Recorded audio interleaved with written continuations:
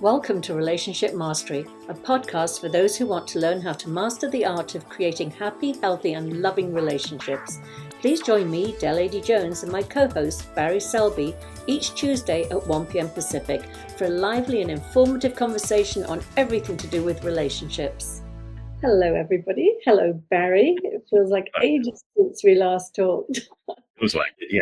Hasn't been, but it feels like it's lots of. So we went off on a tangent after that whole sort of kiss cam thing and affairs. We did a lot of, are you the other? What motivates you to be the person having an affair with a married person and all of these things?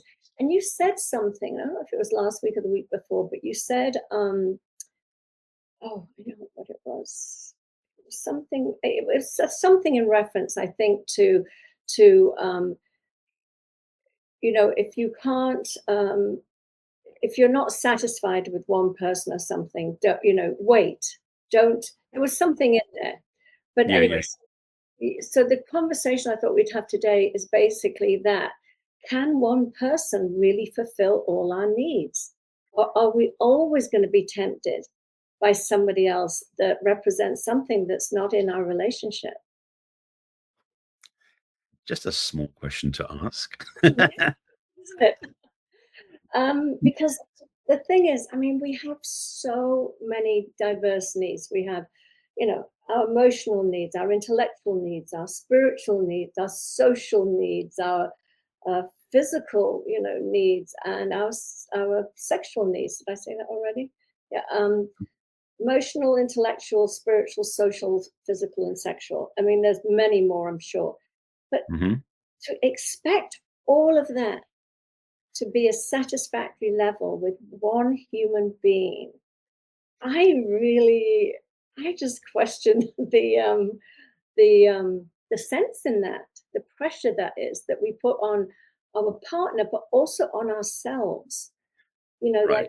Like we don't commit to a relationship because out of those 6 different areas there are maybe 4 of them or 5 of them, but not that 6th one. Should I wait? Should I hang on? Should I wait for the perfect person? Well, the thing that comes up right away for me is what of those 6 are really meant for a monogamous, committed relationship, which includes sex and everything else, and what are available to you in your social circle, friendship circle, other things too. Because having somebody, if you have sexual needs, ideally your current partner, if you are a monogamous type person versus polyamorous or polygamy type based, having one person who fulfills that need would be ideal, even if they don't necessarily fulfill you on the intellectual level conversation, perhaps. Although for me, that's something I do want to have. But the thing is, what I'm saying is, those 6 aren't the exclusively only for a partnership in a relationship. I would believe some of them definitely are, depending on your rules, policies, and stuff. So there's room to negotiate, I'd say. I totally agree, and this is what and it's so funny because in our intimate relationships, our say our monogamous sexual relationships, we're basically saying that it's really interesting. It's almost like we're prioritizing the sexual connection is more important than the others because you can get the other needs met elsewhere. Now, for me, those other needs are actually probably more important to me than the sexual needs in a monogamous relationship. I want to feel spiritually connected to my partner. I want to be intellectually stimulated by them. I want to feel emotionally understood and held by them. So sometimes it's almost like we're just putting the emphasis of we have to remain monogamous sexually with a committed partner, and yet all those other things we can get elsewhere. It's such an interesting subject. I understand, and again, speaking from my own perspective, yes, I definitely want to have all those areas met with my partner, so to speak, but not necessarily all the pieces fulfilled by my partner. Let me differentiate it for a second, because yes, sexually fulfilled and met, absolutely, but spiritually speaking, I have a spiritual teacher that I would not replace my partner with, sort of thing. So to have spiritual common ground with my partner, absolutely, but spiritual education, spiritual evolution might be from an outside input, so to speak, from that level. So in some instances, yes, emotionally, maybe I have a therapist versus my partner who does meet me some level, but I go see a therapist for the deep emotional trauma healing stuff. So having some of those things met by outside people, and I'm sort of looking at the point of view what's appropriate and what's not appropriate, because there is definitely some boundaries and other things in there as well. But I understand definitely what you're saying, like I'd love to be where I'm common ground. And I use the term common ground intentionally to mean that somebody who I can play with in all the areas, absolutely, but doesn't give me all the fulfillment I can possibly experience from my partner. Yeah. There's a difference in there, that's what I'm hinting at. Yeah, it's really interesting, and I think I brought up that Esther Perel book a few weeks ago, and mating in captivity, and she one of her clients was a young girl who felt on, say, those 6 points there, completely in love with her partner, absolutely, emotionally, intellectually, spiritually. They had the same physical interests, sports and things like that, as well as socially, but everything was a complete and utter match. And it wasn't that she was repulsed by him, but she just didn't feel sexual towards him. And her question was, is sex that important in the relationship? Why are we prioritizing? Why would somebody say to her, well, if you're not sexually compatible or attracted to this person, you shouldn't be with them? Hmm. Whereas all the other parts were so completely spot on. It's interesting that it's almost like we're valuing the sexual part in an intimate relationship more than we are the other parts, is I think what I'm getting at. Yeah, but I'm also and in the same vein, I don't want to say this the way that makes sense, because again, we're talking about monogamous relationships. I have friends I've had for many, many years that I won't necessarily have the same level of depth available with a relationship who I haven't had yet, whereas the people who've been in friendship forever. So there are certain things that will definitely exist outside the relationship. But the thing is, it's like if you have, for example, a person who you're finding some most amazing lines up with at all different levels except sexual, and then you go have sex with 15 other people, that's a very unusual way of looking at relationship as a paradigm. I think in some ways, and I hate to say it this basically, but a sexual relationship is maybe what the criteria are to base a intimate, primary, and loyal relationship on, because that's the only place you'll do that with, so to speak. And so the other pieces in the puzzle, definitely trust and loyalty and intimacy. Those, I mean, not so much physical intimacy, but intimacy on different levels, yes, with your partner. But then all the other things could be with other people, like sports you do with other people. You go hang out with the boys at, like the guys go hang with the other guys at the sports bar to go watch the football because the girls aren't interested, for example. Those sort of things would be okay.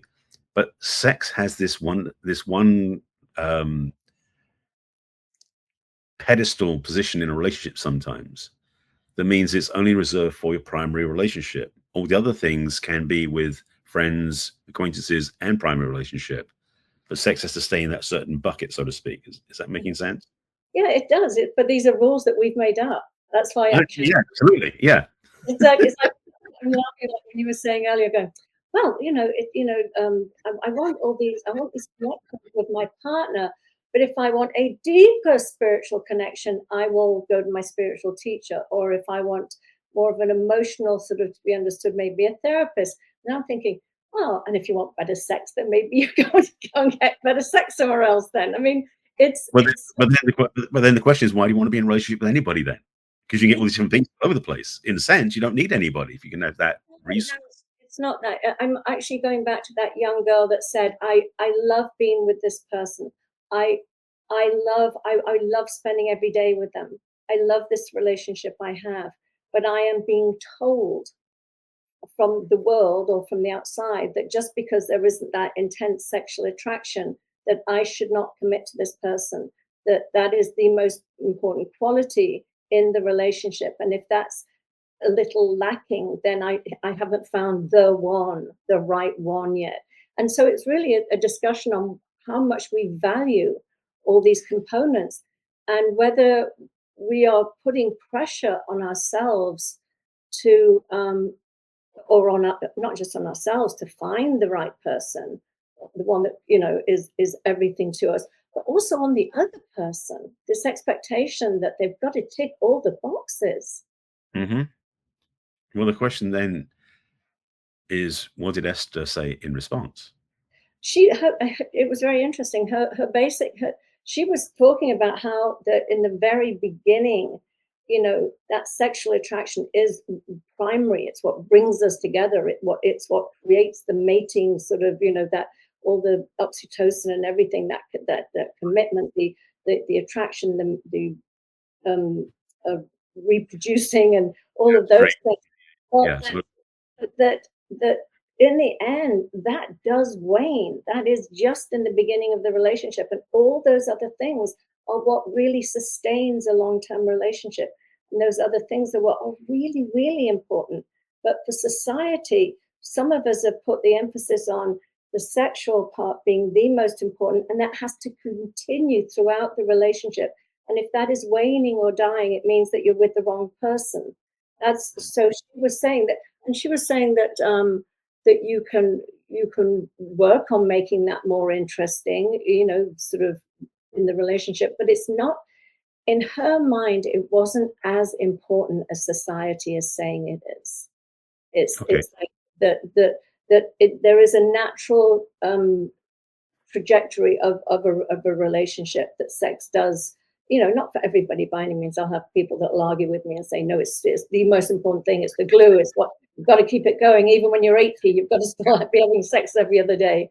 But I'm just saying that there is the other qualities that would normally be put in the, oh no, that's the friend category, are the ones that really sustain a committed relationship and Mhm. longevity. The friendship, the shared interests, the emotional support, the shared physical activities, shared intellectual pursuits. So it's just a conversation I think is worth having. And I think, on the tail end of us talking about why people have affairs and things, I think often is that and also, I definitely think that what also Esther Perel was saying was very much that when there's too much enmeshment, when there's too much closeness, when there's too much sort of your best friends and you have all these common interests, that can actually diminish the sexual attraction. There has to be a very strong autonomy within that relationship to keep that eros alive, and so it's a delicate balance. It really is. And we were talking about some people, which we're going to do a show soon too on, polyamory, bringing that third person into the relationship to, for many different reasons. I find, I mean, it definitely is definitely not something I could do. I don't think I could. I just don't think I could do that. But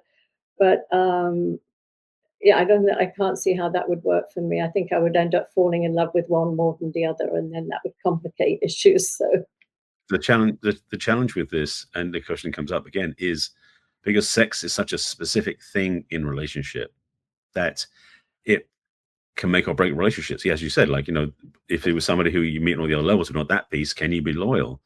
Or can it just be a really deep friendship? Sisterhood and brotherhood and that sort of connection of such intimacy, but it's not sexual, so it's not a romantic relationship. And I guess the twist is that a relationship being predicated on being intimacy, romantic, primary, which includes sex, is almost like the exclusive role that certain people fill in your life, that the other pieces have some level of variability in the relationship to still make it function. But I definitely agree with you that to have all those pieces is definitely what I want. That's why I've not been in a relationship for so long, because I haven't found anybody who fits on all those different levels. And I'm being particular. It's not right, wrong, just what I choose for myself, because that's my relationship preference.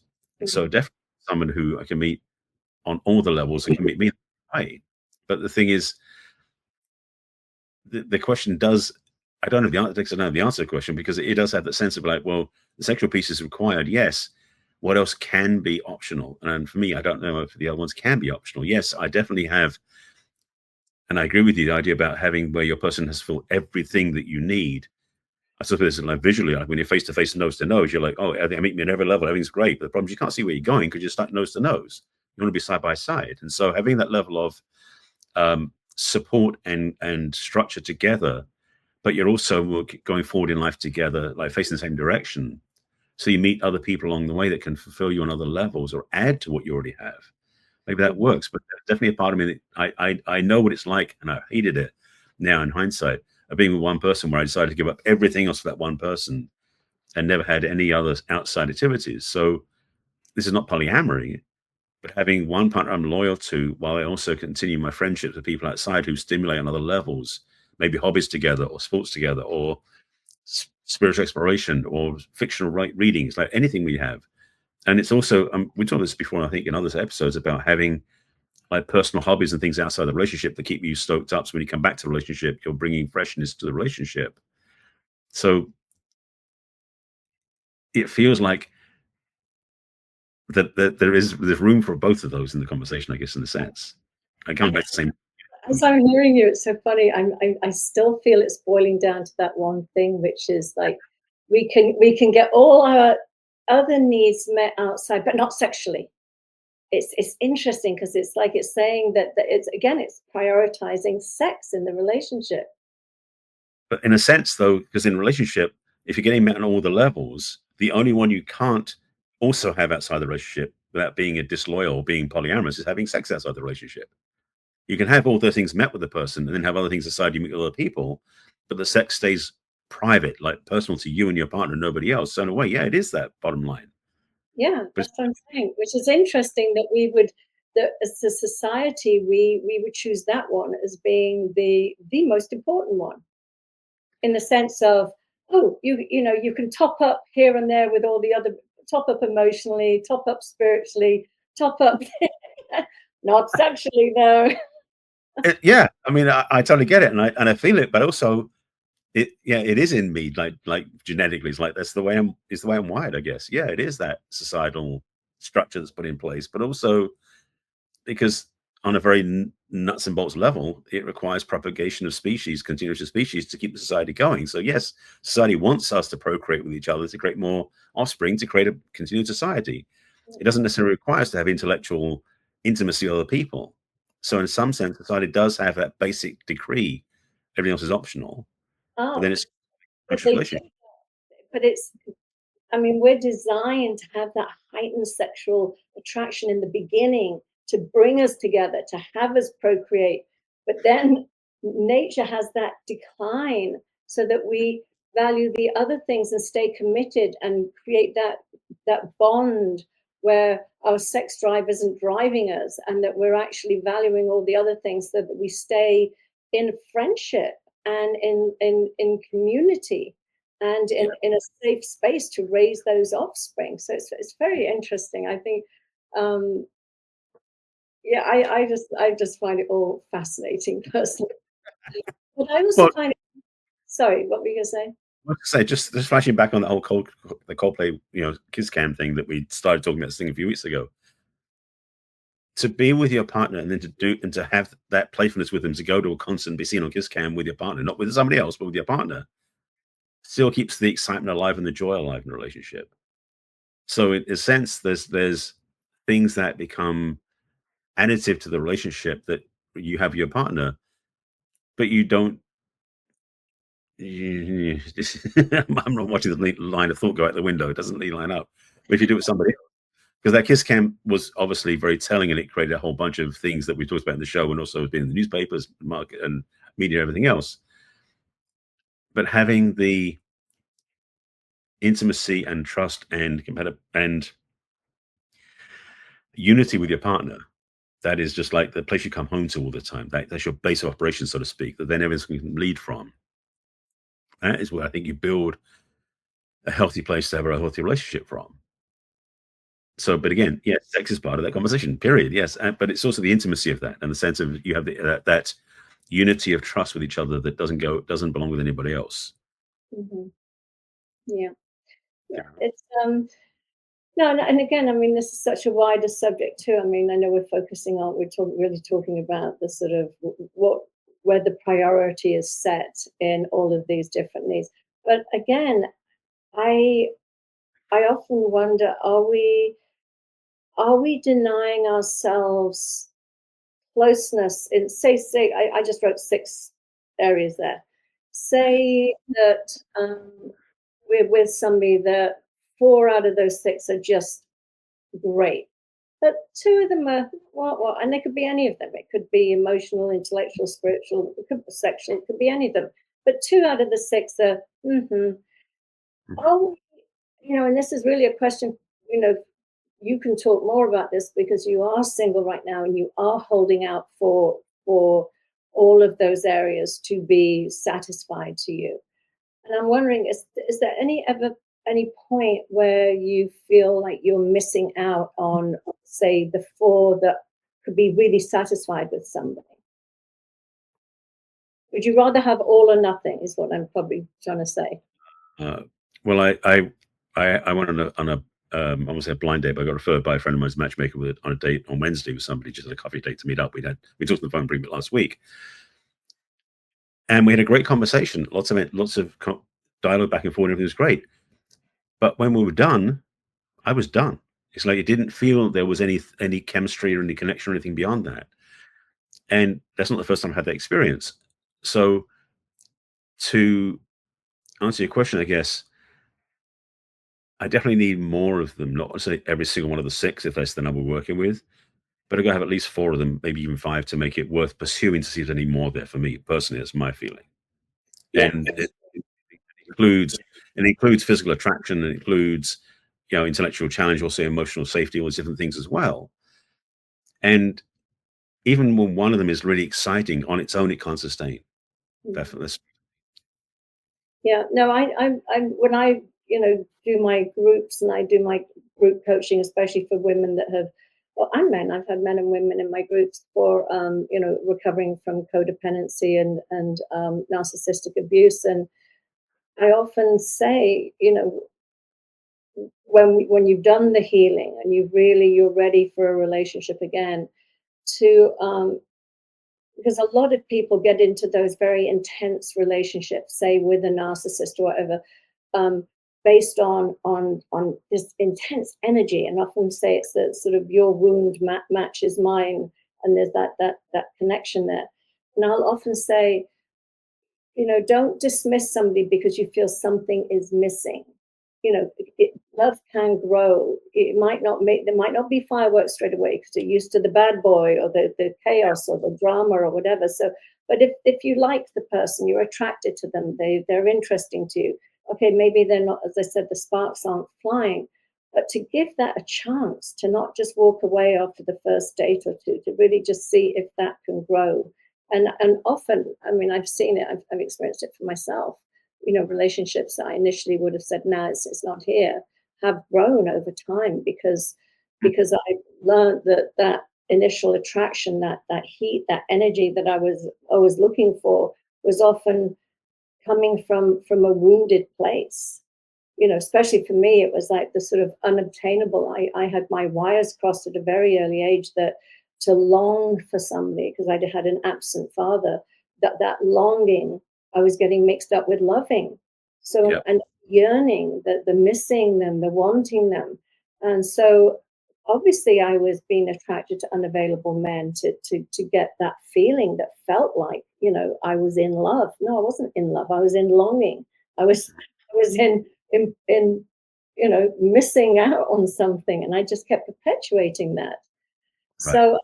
So it's an interesting, yeah, I often say, if 7 pieces of the pie, say there are 10 pieces in the pie, if 7 pieces of the pie are great, and the other three pieces are they're just okay. They're not deal breakers. They're not abuse. They're not lying. They're not manipulation. They're not narcissism. They're none of those things. But they're just not as exciting as, that you would possibly find somebody else more exciting in those areas. To Right. still somewhat give the relationship a chance. But I also often hear, certainly right now, there's so much of that sort of, the soulmate and the one, and don't settle, and hold out for the one that will satisfy you on every level. I mean, what are your thoughts on that? I definitely crossed paths with women who I got immediately attracted to when I met them. But I've got this part of my brain now, or my consciousness now, that says, wait, you know, like observe the rest of the picture sort of thing, because it's so easy to get, and maybe it's a masculine thing as well, being single focused, like, okay, she's like hot, this, what, yeah, that's the thing I focus on. But the thing is, and this started happening a long time ago now, but it's something I've really sort of found it refining, is first of all, I'm comfortable enough to talk to them, which I used to be afraid of doing that. Even I wouldn't even talk to them. I'd be so avoidant of them because they were so hot. I couldn't talk to them. Something that was my old limiting belief about myself. Anyway, over that. So I talk to them, but the things what I also look for is how they speak, what they present. So what's behind the eyes?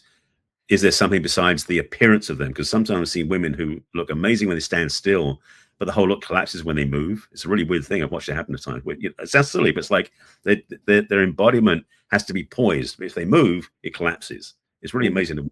So it's like those sort of things where you need to know beyond the look who they are, because even in dating profiles, the pictures may look perfect, but in real life, and they don't even look like their pictures because they're, either 10 years old or something, 10 years old or whatever it is. Those things different. So there's more to the picture than just the appearance. And so for me, it's definitely something where I've sort of, and it's not a checklist, it's more about, do they have emotional capacity with them? Do they have intellect and wisdom? Do they have a sense of humor? Do they have playfulness? Do they have a spark of passion for life about them besides the way they look in the mirror, sort of thing? So for me, it's a journey of discovery. It's something that I clearly know that, that the chemistry is not enough anymore. It used to be, but never hasn't been for a long time now. And that's the reason why I've been single a long time, because chemistry alone won't do it for me. It has to be more than that. Yeah. Good question. It's so funny. As you were saying, I was thinking that, I mean, there are people that I can, I have to be careful what I'm saying here, but I'm now married, and I've been in a long-term relationship for a long time. But come on, we're human. There are people that I can still find very attractive, and Absolutely. and I know that physical attraction, or not just physical, because it's all the other things that I know the attraction is so high sometimes, but I also know that it would be a disastrous relationship, that it's Yeah. not a relationship that could ever sustain. It will be fun, but too high. Yeah, there's an intensity of attraction and energy there. Yeah. And then the other thing I was thinking was, I remember before I met my husband. Now it's such a weird word. After calling him my partner for all those years, it was weird to say husband. But before I met him, I was on Match for a dating site for a short while, and I saw this picture of this man and read his profile and saw everything, and I was like, oh my God, he's perfect. And on every level, he's gorgeous, he's this, he's this, he's this. And I was so excited to meet him. And as we're about to meet at this restaurant, he calls me on the phone for something. And there was nothing wrong with his voice. It wasn't like he didn't speak like sort of Mickey Mouse or anything, but there was something in the way he spoke. I felt this, and I went, oh. And I get to the restaurant. He looks exactly like his pictures. He is so handsome. He is, and who he said he was, and everything. But there was just nothing there. And I knew it from just listening to his voice. Isn't that weird? It's just, and again, it wasn't a horrible voice. That's the thing, is that some people basically, if they move, that's exciting, and that's all they need. But from us, we have more refined taste now, so we notice that it's not just the physical looks. Because I get to see beautiful women all the time. My spiritual center, other places in the world. I mean, living in LA, it's not very hard to bump into good-looking people. But the thing is, all that is for me, and I'm going to say it bluntly, it's eye candy. I like watching it. That's great, but I'm not going to do anything about that. And the thing is that it also means that if I want to be with somebody, she's got to get my attention more than just that. That piece is only part of the puzzle, which is back to the original thing. It's like it requires more of the 6 components than just the one thing of like, wow, stunning. Because as you said, when they open their mouths, the way they talk can tell you so much more than just a still picture can. So it's willingness to be honest with ourselves, to be discerning, not try to whitewash all the other things we're not looking at, just that one thing we found attractive and try to ignore it. it's going to come back and bite us. Mm.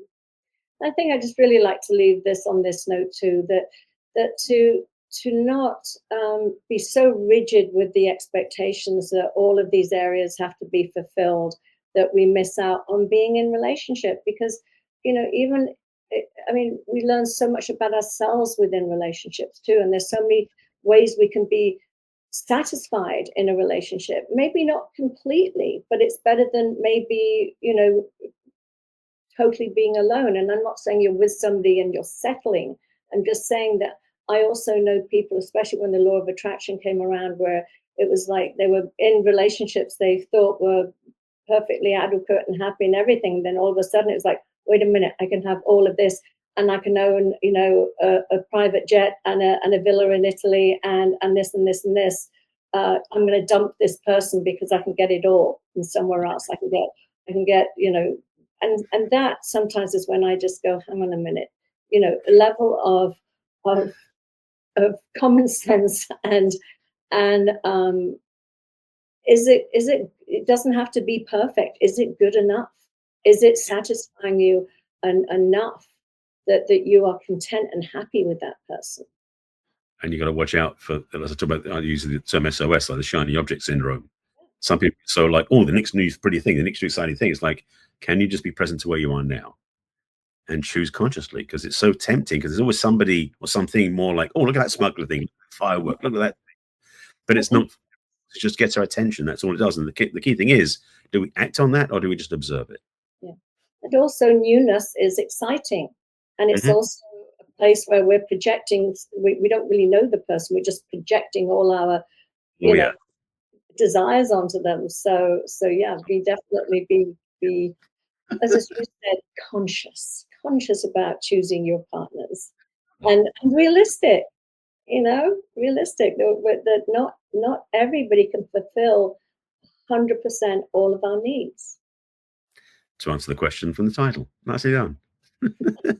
Well, thanks everybody, and have a fabulous week, and we will see you all next week. Thanks, Barry. Thank you, Dale. See you next week. Bye. Bye-bye. We trust you enjoyed this episode and invite you to share this with your friends and loved ones. In fact, please subscribe to our Relationship Mastery podcast. That way you'll get each new episode fresh and shiny as soon as it is released. We'd love to hear from you as well. So go ahead and enter your questions and comments at relationshipmastery.show. Take good care.